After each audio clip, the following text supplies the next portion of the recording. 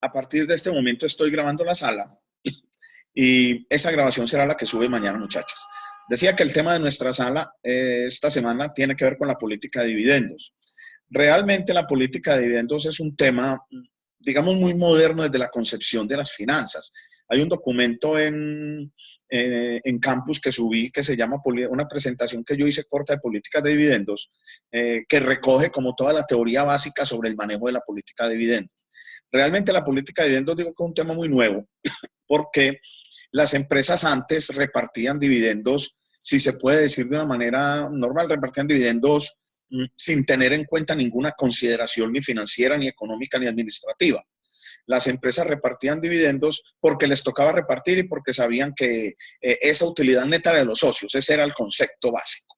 Pero a partir del desarrollo, digamos, del desarrollo económico mundial, de la aparición de los mercados de capitales, de la aparición de una gran cantidad de alternativas de inversión en esos mercados de capitales, aparece la necesidad de que las empresas empiecen a generar mecanismos de financiación alternativos.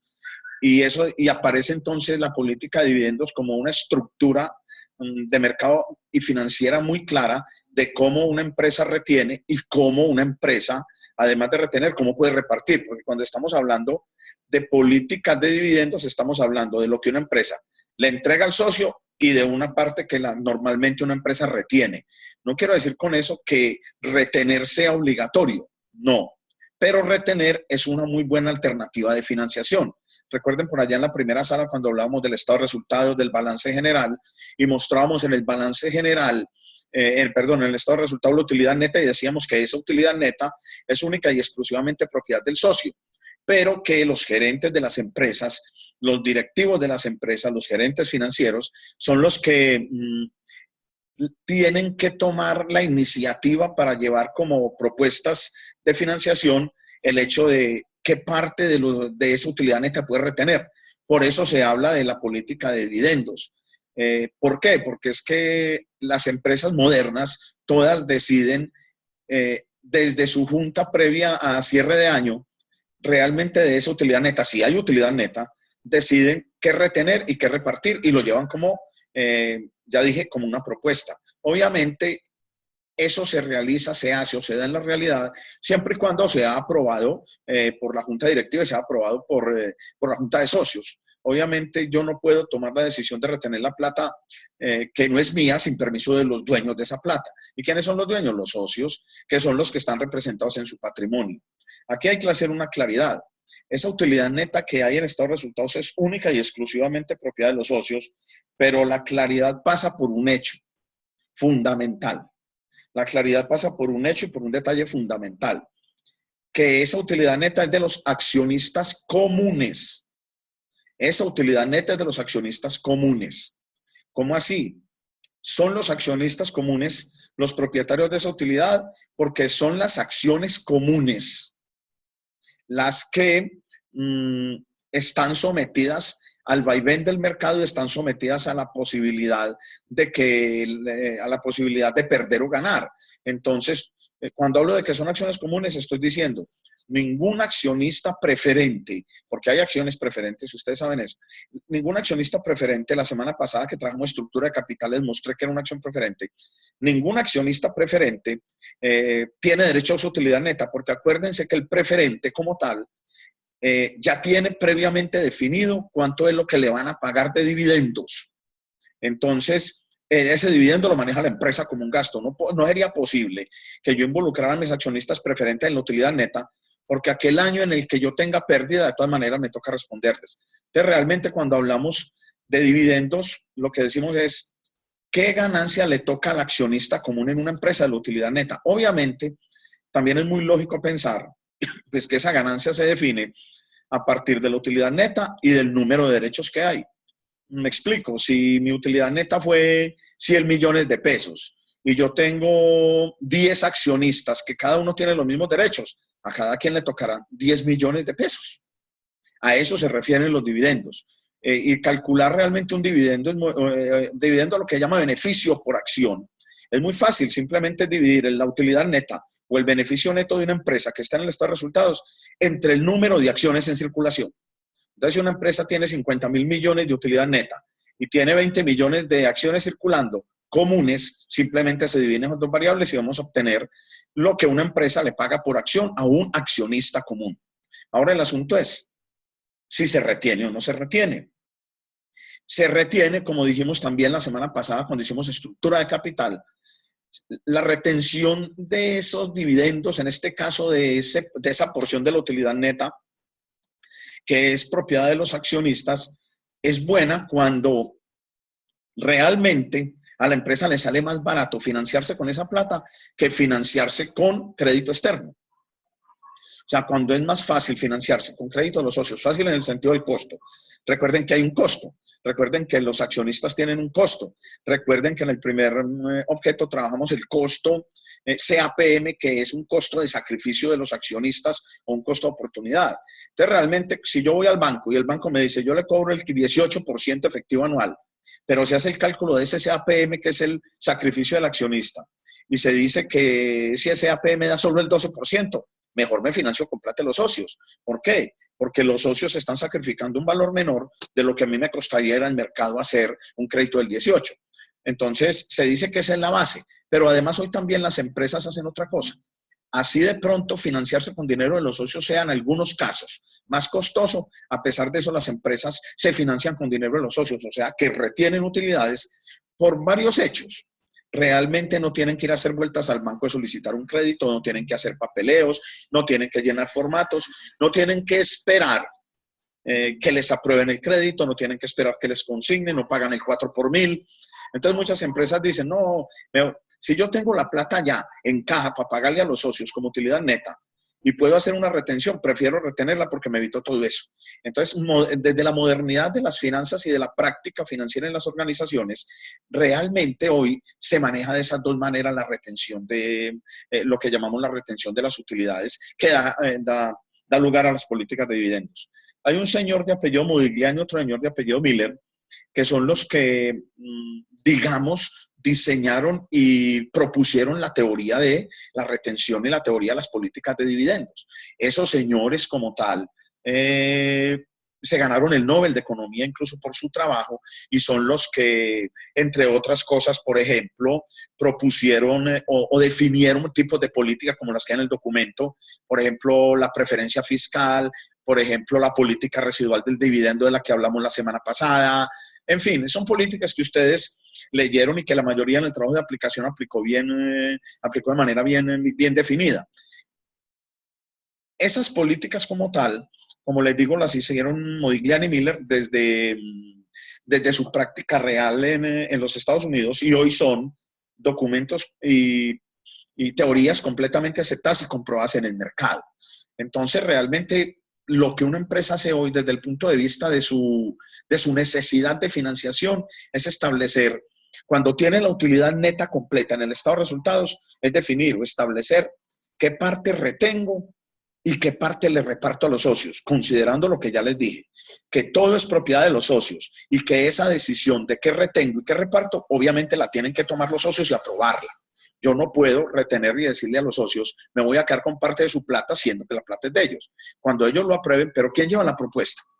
La propuesta la tiene que llevar el gerente, la propuesta la tiene que llevar el presidente para decir, vea, yo quiero financiarme. Acuérdense que la semana pasada lo dijimos, en esas formas de financiación donde hay costo de acciones comunes, donde hay costo de acciones preferentes, el gerente es el que tiene que llevar de una vez toda la propuesta de financiación completa. El gerente es el que la lleva, define las fuentes de financiación y establece los montos de financiación. Dice, yo me quiero, para 1.000 millones, quiero financiarme tanto por crédito, emitiendo acciones comunes, haciendo preferentes. Acuérdense que esa decisión es una decisión gerencial que el gerente presenta a la junta directiva. Después de que el gerente presenta a la junta directiva eso y toma la decisión, el gerente no la toma, la aclaración es básica y es fundamental. Esa decisión, ¿quién la toma? La toma la junta directiva y la toma la junta de socios. Aprobar la retención, entonces aparece todo el cuento de la famosa política de los dividendos. Entonces retengo tanto y reparto tanto. Y ese retener y repartir es el que hace que las formas de financiación cambien, obviamente, ¿no? Y es el que hace que yo retenga, si retengo mucho más, seguramente voy a hacer un crédito mucho menor, seguramente voy a necesitar entonces menos plata de los acreedores.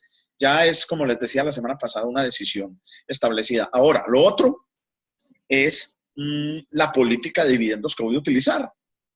También hablamos del tema, pero la refresco en 2 minutos. Una empresa podría tomar la decisión de decir, yo defino cuánto necesito para financiarme, retengo esa plata de la utilidad neta, si está la cantidad, y lo que me quede lo reparto. Recuerden que eso se llama una política residual de dividendos. Otra manera, que también la hablamos, es la preferencia fiscal. Hay países donde retener dividendos puede generar algunos beneficios fiscales. ¿Por qué? Porque el dinero ya está, porque yo ya pagué impuestos sobre ese dinero. Entonces, si yo ya pagué impuestos porque está en la utilidad neta, entonces, si yo retengo, no tengo que pagar impuestos sobre la deuda. Acuérdense que yo hago deuda, esa deuda es deducible de impuestos.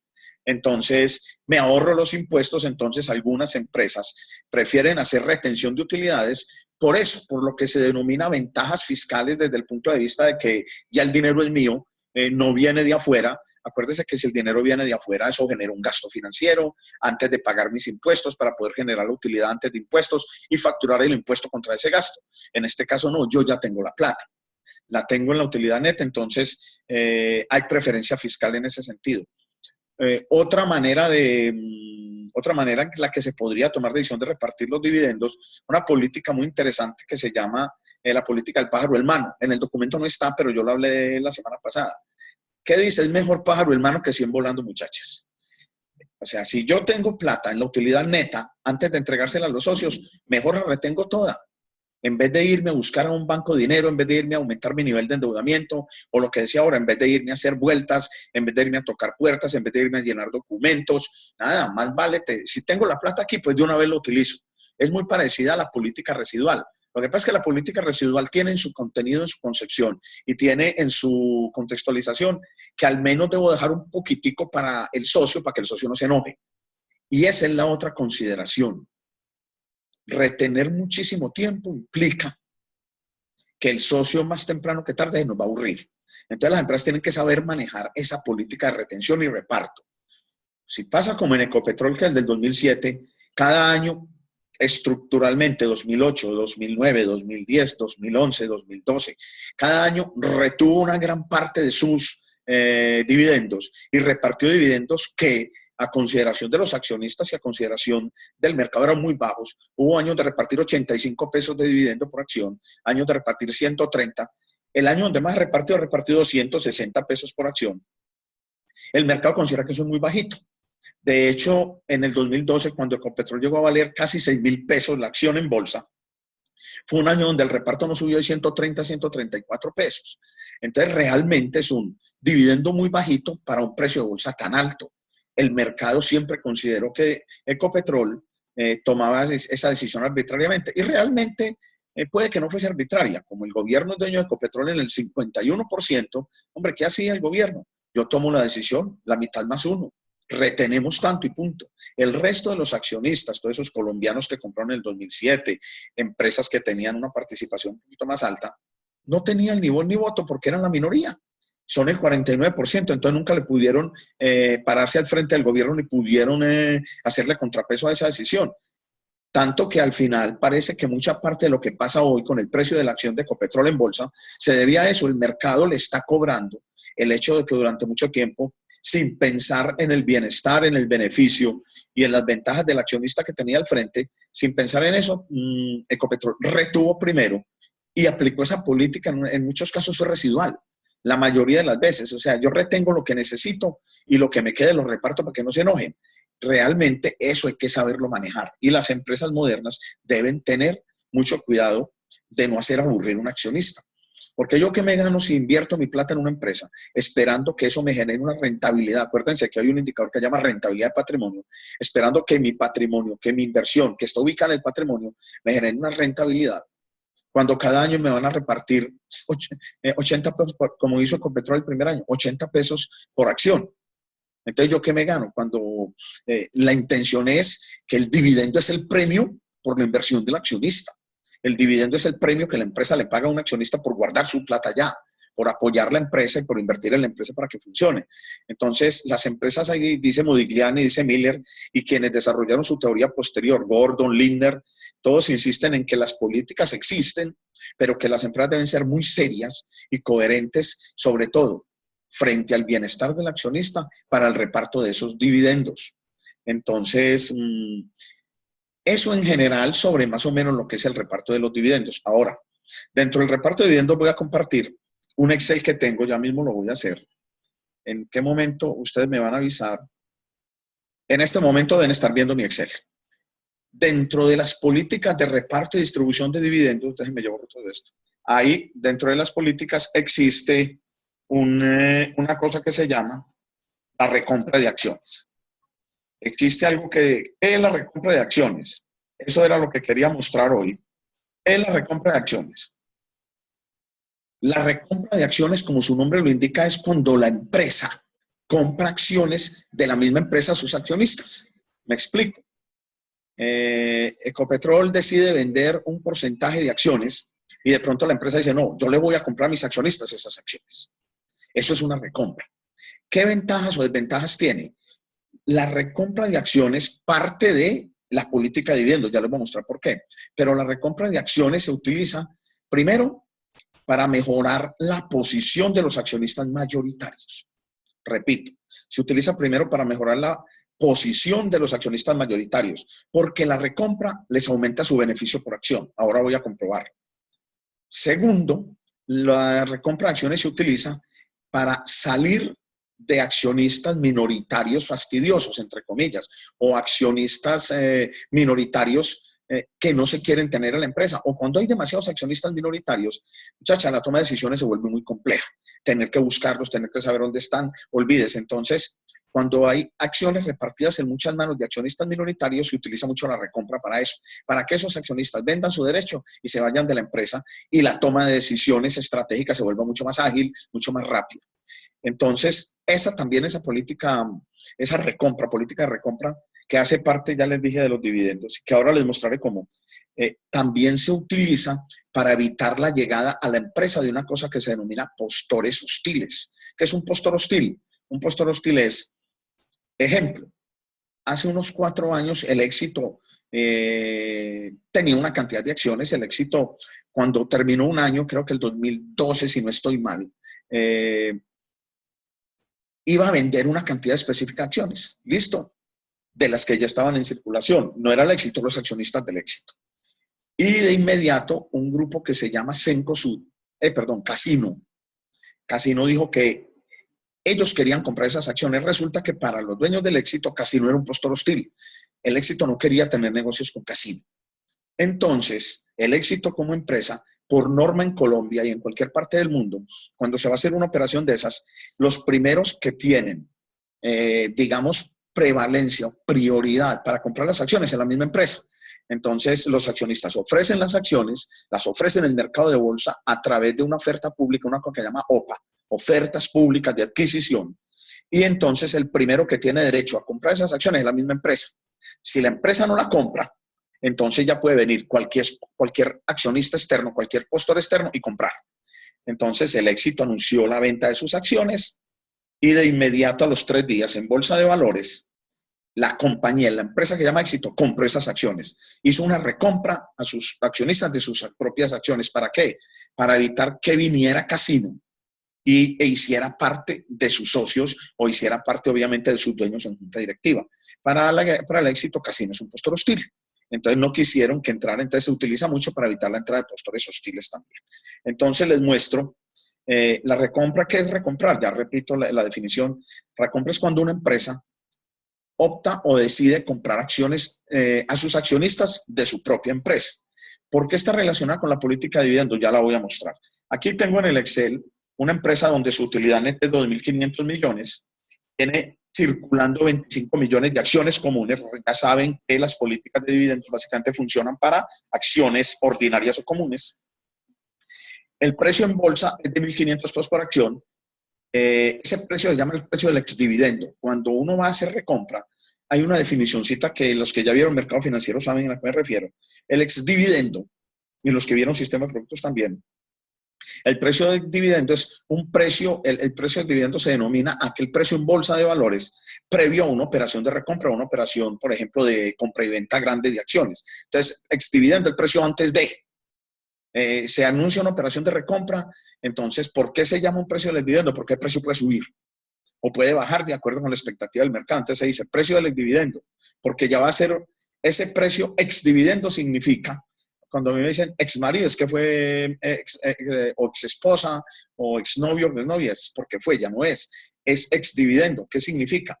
Que el ex dividendo es porque la empresa está anunciando una posible recompra. Entonces, cuando la empresa recompra sus propias acciones, hay un dividendo que le va a mejorar a unos socios, pero otros van a desaparecer de la faz de la tierra. Entonces, se llama precio, pero el precio en bolsa es el precio con el que se negoció. Ahora les cuento cómo operamos. 1.500 pesos.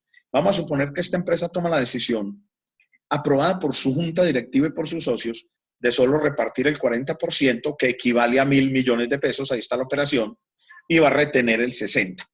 Retener el 60% una cosa, listo, ya se aprobó la retención, mecanismos de política de dividendos, como dijimos ahora, punto. Pero los accionistas de esta empresa pueden tomar una decisión y decir, ellos no ven la necesidad de que me hagan un reparto ahora, porque posiblemente haya un postor hostil que quiere venir a mi empresa a comprar acciones y yo quiero evitar que entre. O por otro lado, tengo una cantidad de accionistas minoritarios que no generan sino problemas, no generan sino trámites, nunca vienen a las reuniones, nunca mandan poder para tomar decisiones, y yo quiero realmente salir de los accionistas. Entonces los accionistas de esta empresa prefieren que se haga una recompra de acciones y que no le repartan dividendos. Esa decisión de que se haga una recompra de acciones, en este caso, y no se reparte dividendos, la toman los socios. Entonces, ya aquí sabemos que se repartió el 60%. ¿Sobre qué se hace la recompra? Sobre el 40% que los socios consideran.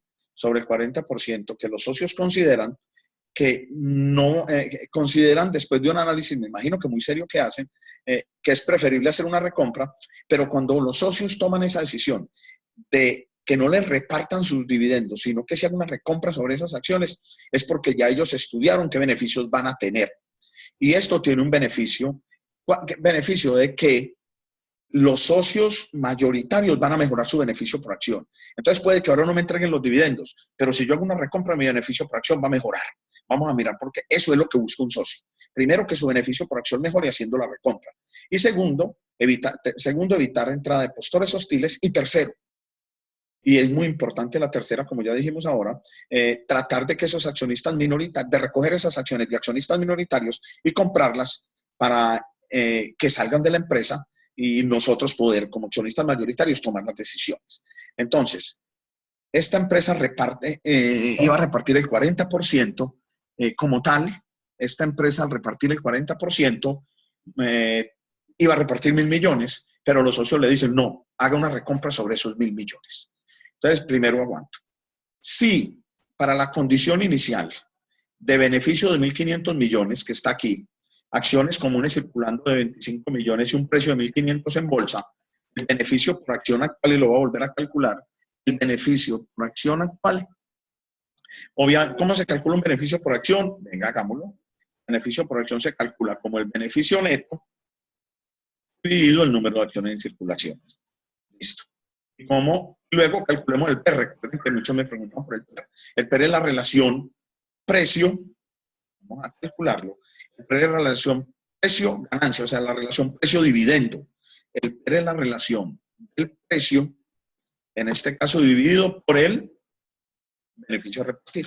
Es esta empresa, condición actual, para el beneficio neto de 2.500 millones, para 25 millones en circulación, a un precio de 1.500 pesos por acción, tiene un beneficio por acción, por accionista, un beneficio por acción para los accionistas de 100 pesos. Y tiene un PER, es la relación precio-ganancia, de 15. El PER es el indicador más importante de una empresa en bolsa. Dicen los que saben de valoración que cuando el PER es muy alto en bolsa, la empresa vale más. Cuando el PER es muy bajito en bolsa es porque esa empresa está teniendo menos, de frente a los accionistas y de frente al mercado, una percepción de que la empresa no está bien y de que hay cosas que no están funcionando. Entonces, un PER alto es muy bueno, un PER bajito es muy malo. Entonces, vamos a mirar. ¿Cómo se hace la recompra? Decidimos que estos socios nos han dicho que ellos no van a recibir el 40% y le han dicho al gerente, haga una recompra con estos 1.000 millones de pesos. Listo, vamos a hacer la recompra. Aquí están los pasos para una recompra. Primero se debe definir el beneficio por acción, la recompra. Porque si yo, entonces miremos el beneficio por acción, puede tener una forma. Obviamente, si yo voy a recomprar solo 1.000 millones, el beneficio por acción será 1.000 millones. Ojo, beneficio por acción dividido el número de acciones en circulación, ¿cierto? Ya que el beneficio por acción que los socios están sacrificando es 40 pesos, porque cuando a ellos se les reparte el 40 y se retiene el 60, mire que a ellos al repartirles el 40%, ellos no están recibiendo el beneficio total de 100 pesos. Ellos están recibiendo un beneficio de 40. Este beneficio por acción también se puede calcular de esta manera. Por ejemplo, se puede calcular multiplicando el beneficio total por acción por lo que voy a dejar de repartir. Mire que me da lo mismo. ¿Qué significa? Que cuando yo reparto 1.000 millones, reparto 1.000 millones de pesos, los socios no están recibiendo 100 pesos de beneficio por acción, solo están recibiendo 40. Y es lógico, a mí no me entregaron sino 1.000. Me debieron entregado 2.500, pero la empresa retuvo el resto, retuvo 1.500 millones. Entonces, este es el sacrificio que hace el socio. Entonces, lo primero que uno hace para mirar cuánto recompra es definir el valor o definir lo que se llama beneficio por acción de acuerdo a lo que se deja repartir. Hay dos formas, ya saben, ¿no? Una es coger el beneficio total y multiplicarlo por el porcentaje de reparto que al final es el que voy a recomprar. Y la otra forma es coger el porcentaje, el valor de reparto, ya no el porcentaje, sino el valor, 1.000 millones, y dividirlo entre los 25 millones de acciones en circulación, y de ambas maneras me da lo mismo. Segundo, cuando hay una recompra de acciones, muchachos, sucede algo bien interesante y bien particular. ¿Qué sucede cuando hay una recompra de acciones? Normalmente, en bolsa hay una respuesta en el mercado de oferta y demanda de esa acción. Normalmente, y está comprobado, eso no es un cuento, eso es un hecho real, que cada que se anuncia una recompra y se habla de cuál es el porcentaje que el socio va a dejar de recibir en definitiva, o qué dinero, o qué plata, porcentaje o valor, en este caso estamos hablando de valor, el precio de la acción sube en esa misma proporción en bolsa. O sea que el precio de la acción en bolsa quedaría en 1.500 más 40 pesos. Listo. Eso pasa religiosamente. Si usted toma 20 casos de recompra, en 20 casos le pasará que si el precio estaba en 5.000 pesos y el socio iba a tener un beneficio por acción de 60, el precio pasa a 5.060. Prácticamente siempre pasa, o sea, 99% de las veces. Eso es parte de lo que Gordon y Lindner y Modigliani y Miller decían en su teoría por allá, si ya leyeron el documento, parte de lo que llama mercados ineficientes. Recuerden que esto sucede porque el mercado es ineficiente. Si el mercado fuera eficiente desde la oferta y la demanda, no tendría por qué pasar nada. Se regiría solo por oferta y demanda, pero como el mercado es ineficiente, entonces realmente el mercado empieza a leer y empieza a pensar en que este precio en bolsa que era de 1.500, como va a haber una recompra, va a empezar a pensar, ¿qué piensa el mercado? Que van a haber unos accionistas con mayor poder, que va a haber en esa empresa accionistas que van a mejorar su posición, que van a haber menos accionistas minoritarios y que entonces eso va a fortalecer la capacidad de decisión administrativa de la empresa. Y eso hace que el precio normalmente siempre suba. Entonces el nuevo precio sería de 1.540 pesos. El tercer paso es definir las acciones que voy a comprar. Es muy fácil, aquí está la fórmula. ¿Qué acciones voy a comprar? El valor que no se reparte sobre el nuevo precio.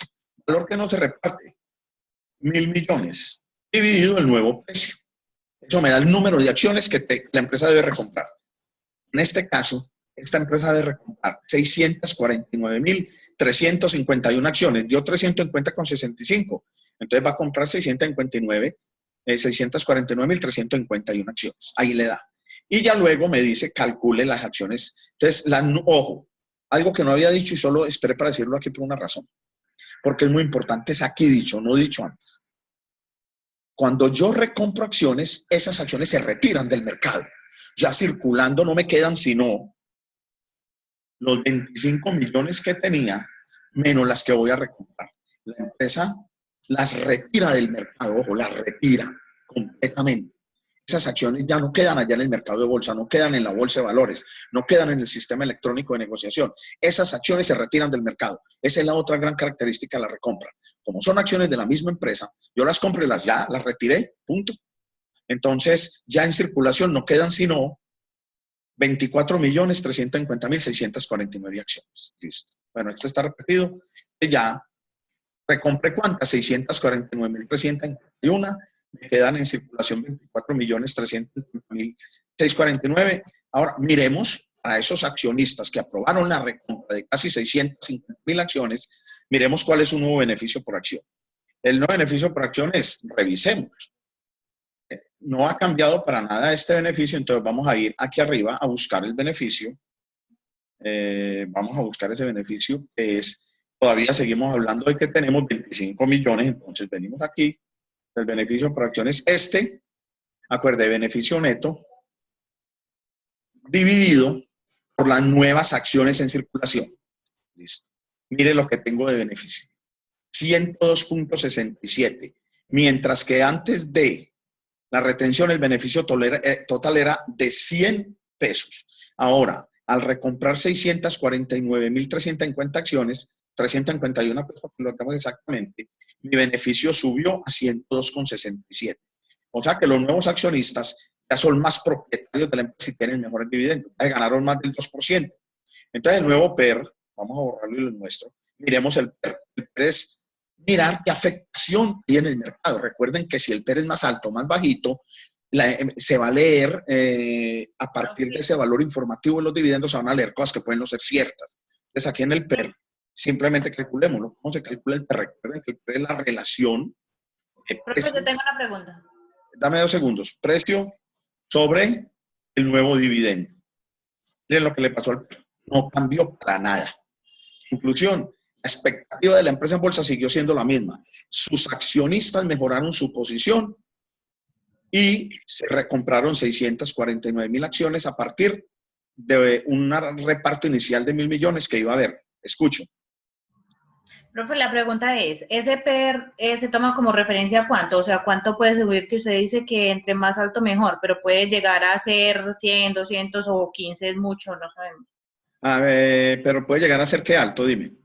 Pues el PER puede llegar a ser 5, Ah, sí, claro, yo le doy 10, el 15 dato. o 100. Sí, yo le doy el dato de Ecopetrol.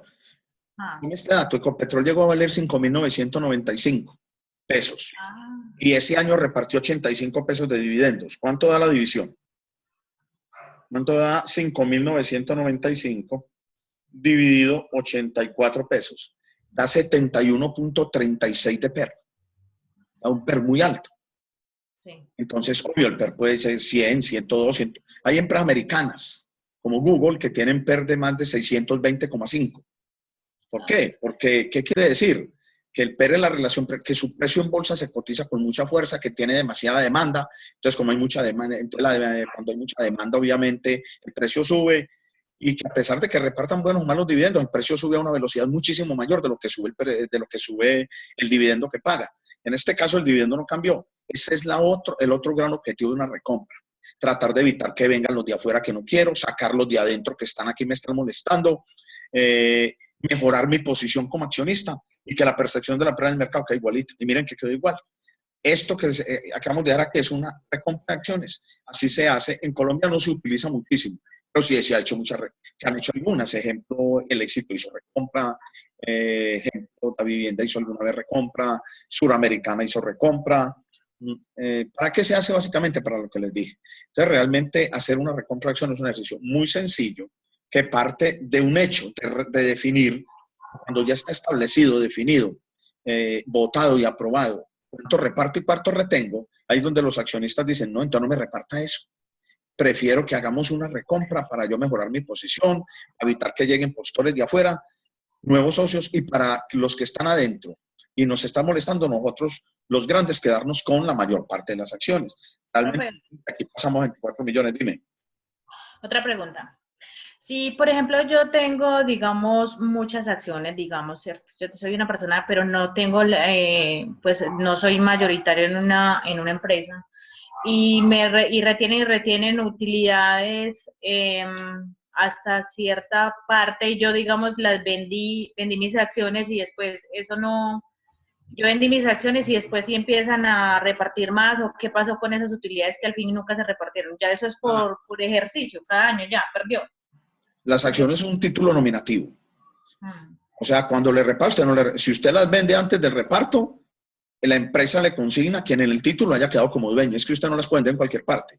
Usted vende una acción en bolsa de valores, aquí está prohibido venderla en cualquier otra parte. Usted no puede ir a una notaría a venderla porque el negocio no es válido. Usted lo legaliza en bolsa de valores. Entonces, en bolsa de valores, ahí mismo que Pedro le vendía a Juan, usted vendió a las 9 y a las 9:05 ya la empresa sabe que el nuevo socio no se llama Pedro, sino que se llama Juan. Y si eso usted lo hizo 3 días antes de repartir dividendo, le reparten dividendo a Juan y no le entregan a usted.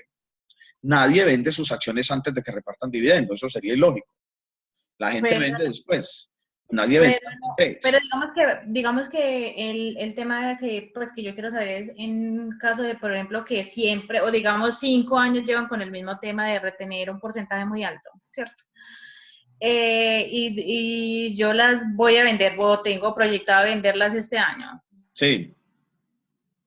Usted las vende ya por con eso que yo...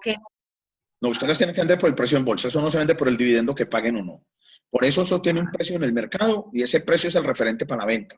Si usted las compró a 10.000 pesos y en bolsa están a 3.000, nadie le va a dar más de 3.000. Eso le garantizo. Usted las vende. Hay varias maneras de vender. Hay varias formas de vender. Se puede vender a precio de mercado o usted puede subir una punta para hacer una cosa que se llama orden de venta. Usted puede subir la punta. Usted puede llamar, usted no la hace porque usted no tiene permiso de entrar al SENA, el Sistema Electrónico de Negociación. Por eso es que en Colombia todo se hace a través de los comisionistas de bolsa. Entonces usted va a una comisionista que se llama Serfinco y le dice a Isabel Torres en Serfinco, yo quiero vender mis 30.000 acciones o mis 100.000 acciones de Ecopetrol. Ella le pregunta, ¿a qué precio las quiere vender? Usted, a precio de mercado, es que usted las vende a lo que al otro día la acción se negocie. Vamos a suponer que usted no quiere a precio de mercado, que usted las acciones están a 1.300, pero que usted espera que venderlas más caras. Entonces usted dice, yo las quiero vender a 1.500 pesos. Entonces Isabel le sube la orden. Eso se llama, cuando se sube la orden, eso se llama calzar una orden de venta. A usted le calzan una orden de venta de 1.500, pero eso no indica que usted la va a vender. Si nadie le quiere comprar a 1.500, usted se queda con la orden arriba y nadie le compra. Nadie calza esa punta, entonces nadie le compra. Punto. Entonces, usted puede ofrecer a lo que quiera. Usted dice, no, es que yo no quiero 1.500, yo quiero vender a 2.000. Y usted le dice, Isabel, súbame la orden para cuando estén a 2.000 yo vendo. Puede pasarse 10 años antes de que estén a 2.000 y nadie le va a comprar a 2.000. Se lo garantizo. Nadie le va a comprar a 2.000. ¿Qué hace la mayoría de la gente? El 99% de la gente vende a precio de mercado para poderlas vender ahí mismo. Entonces, usted vende al precio que el mercado esté negociando. Usted no vende por lo que compró, no. Porque si fuese así, todos los de Ecopetrol aún serían millonarios. Los de Ecopetrol compraron a 1.320 y hoy está lo mismo, si no vendieron. Pero los que vendieron cuando estaba a 5.995, se ganaron todas, se ganaron más del 500%, sumando los dividendos. Eso sí, se ganaron mucha plata en 5 años, porque vendieron en ese momento. El asunto está en definir cuándo vendo. El asunto está en establecer exactamente el momento en el que debo vender. A eso uno debe tener un asesor si uno tiene acciones que le diga, ojo que esas acciones van a bajar, las vendemos, porque es que normalmente no todo el mundo sabe leer indicadores y osciladores de mercado, y uno trabaja en una empresa y uno no tiene tiempo para leer un MACD, un RSI, para leer un promedio de 5, un promedio de 20, de 200, para leer unas velas japonesas, para leer unas bandas de Bollinger, para leer unas mallas, uno no tiene tiempo de eso. Si uno tuviera tiempo, pues entonces uno podría decir, no, el RSI está cruzando hacia abajo, el exponencial es tiempo, el MACD está cruzando hacia abajo, el exponencial es tiempo de vender. No, a eso uno tiene un asesor que le dice, ojo que esas acciones van a empezar a bajar, vendámoslas. O no las vendamos porque vos de pronto le decís, yo quiero vender ya, el tipo le dice, no, aguantemos 2 o 3 días porque eso puede subir más. Ah, bueno, pero uno no puede vender ni negociar a nada que no sea mercado. ¿Por qué? Porque yo tengo un carro, un Renault 12 modelo 80. Yo quiero vender el carro por 70 millones de pesos. Uno ofrece y le pone el precio que quiera. ¿Quién me va a comprar el carro por 70 millones? Nadie. Cuando yo diga, ese carro lo vendo por 2,5 millones, me salen 20 clientes a lo que está en el mercado. Entonces, realmente, uno negocia es a lo que está en el mercado. Y se vende a través de comisionistas, porque ellos son los únicos autorizados para operar el SEN, el Sistema Electrónico de Negociación del país. Ok. Gracias. Niñas, Daniela, Jessica, Claudia, ¿más dudas, inquietudes, preguntas acerca del tema? Bueno, como son tan juiciosas, les voy a volver a contar entonces. De esta operacioncita que hay aquí de recompras, léanla bien, ahí está toda formulada. Les garantizo que pueden salir 2 o 3 preguntas en el examen final. Vuelvan y lean el examen que acabo de terminar, que ya está toda la retroalimentación, vuelvan y leanlo. ¿Por qué? Porque también va a salir una partecita. Y yo ya subí a Campus lecturas recomendadas para examen final. Ahí recomendé unas lecturas. Esas lecturas, de esas que hay ahí, no se sale el examen final. El 99.9%. No se sale de las que recomendé el lunes como lecturas recomendadas para examen final. Está la lectura está la lectura o la presentación que debe leer. Ahí está. Claro que si a usted le fue bien en el parcial y en este, le va a ir muy bien en el final, porque para 4 semanas, pues, si usted estudió parcial y el último examen, le garantizo que para el final lo único que tiene que mirar es esto, no más. Pero yo no he visto los documentos que usted está recomendando. Lo recomendé de esta semana. Revisen que ahí están. Sí, yo vi la nota y estuve mirando, inclusive ahorita volví a mirar antes de entrar a clase y no. Están por inicio. Como ya no tenemos archivos aula, acuérdense. Usted tiene que ir a inicio y buscar el objeto de aprendizaje respectivo y ahí aparece. Por eso le dije, están en el objeto de aprendizaje 1, tal lectura, en el 2, tal cosa. Porque como ya no tenemos archivos aula, desde hace 2 núcleos, acuérdese que el campus cambió y no tenemos archivos aula. Entonces, están en el inicio. Todos los documentos se remiten por allá por todo lo que es inicio, ahí está primero, toda la parte donde está el tema va a trabajar, pero después dice objeto de aprendizaje 1, gerencia de valor, objeto de aprendizaje 2, estructura financiera de capital, objeto de aprendizaje 3, políticas de dividendos. Usted accesa a cada objeto y ahí aparecen todos los documentos. Muchachas muy juiciosas, Daniela muy juiciosa, Jessica muy juiciosa, Claudia. Profe Marlene. Perdón, qué pena contigo. Muy juiciosos todos. Esperemos que, sé que les va a ir muy bien en el examen final. Léanse la lecturista, si tienen alguna pregunta, alguna inquietud, de inmediato me contactan. Yo trato siempre de responder inmediatamente, trato de no quedarme con nada, a no ser que sea de 10 de la noche a 6 de la mañana, pero trato de no quedarme con ninguna inquietud. El examen abren dos, igual que el parcial. Uno abre el sábado 8 o 10 de la noche y el otro domingo 10, 12 del día. Ya saben que pueden hacer uno de los dos, escojan la hora y el día. En el parcial hubo 22 que lo presentaron el domingo y 16 que lo presentaron el sábado. Ustedes se reparten, saben que no pueden presentar los dos, pero están las 2 opciones para que los presenten. ¿Estamos? Sí, señor. Muy bien, muchachas. Entonces, voy a